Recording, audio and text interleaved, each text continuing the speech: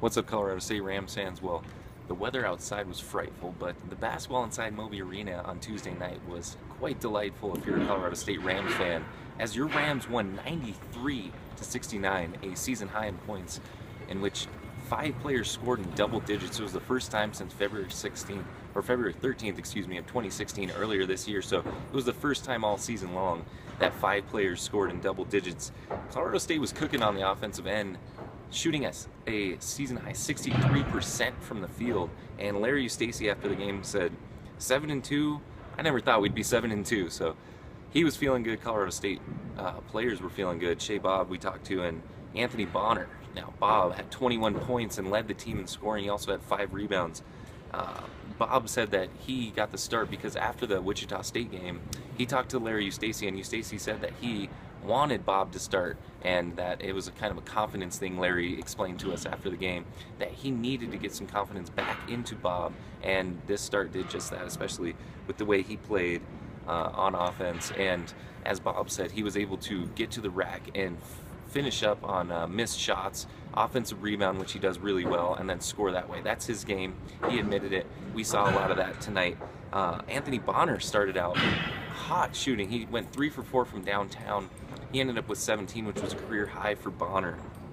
And he said it was a good feeling, but he wanted to credit all of his teammates for finding him open when he was going for those shots, and he was able to connect on those shots and again score 17. The Rams still, they only went 5 of 14 from downtown, which 35% was okay for them, but still not that great overall. But 63% was sensational from the floor overall. They also enjoyed 2 run-out dunks. One was by Bob, and earlier there was one by Devakio Butler. Once again, 5 players scored in double digits. They were Bob with 21, Bonner had 17. Then you had Devakio Butler had 13, Emmanuel Mogbo 11, and Prentice Nixon with 10. And then even Kamani Jackson had 10 points. It was a good game by the Rams, specifically offensively. Defensively, not that great. They gave up 50% shooting to Arkansas Fort Smith and 63 points, even though they did play better in the second half, and that's what this team has been about all year long, second half adjustments.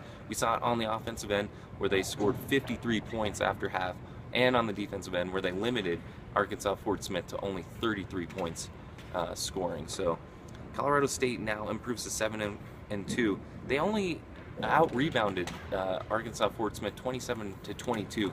And I think one of the more unsettling facts was that Nico Carvacho wasn't able to get his game going. He played incredibly well against CU. It looked like he had finally turned that corner for the Rams, the big man that they need down low, attacking the glass and scoring, but he didn't play very well at all, even when he was the biggest man on the court. So next up, Colorado State faces Northern Colorado, and Larry Eustace called it the toughest game, or toughest loss that he's ever endured here at Colorado State last year against Northern Colorado. He didn't call it a revenge game, but he did say that it was just another game, but it was one that they want to win. That's on Saturday at 2 p.m. here at Moby Arena. There were 3,000 people here tonight, and it was the official attendance, but there were probably closer to about 1,000 or 1,500. We're hoping that more people show up on Saturday, at least I am. I'm sure Colorado State is, and their fans as well.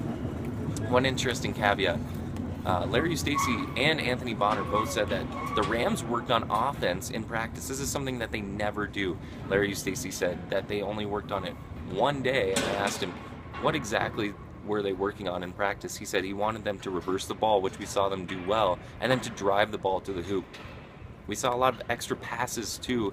They were actually passing too many times, it seemed like, when Carvacho for one, Amagbo for two, could have scored on multiple times down low, but they tried to get each other the ball instead of just being aggressive and going after the hoop. So Colorado State is still very young, as Larry Eustace said, and he said the defense and rebounding slipped a little bit because they worked on their offense. So he said, you know, it's still 90% defense and rebounding, but he wants it to come to closer to 50% as the season continues on. But 7-2 right now for Colorado State. A big win at CU. They lost to Wichita State, but they bounced back tonight with their best offensive game of the year. I think they're going to be hard-pressed to shoot better than 63% again in a game, or score 93 points. But Once again, this is against D2 Arkansas Fort Smith, so the game didn't count for them. They are 5-5. Colorado State improves to 7-2 and on to Northern Colorado. Excuse me. Thanks for tuning in.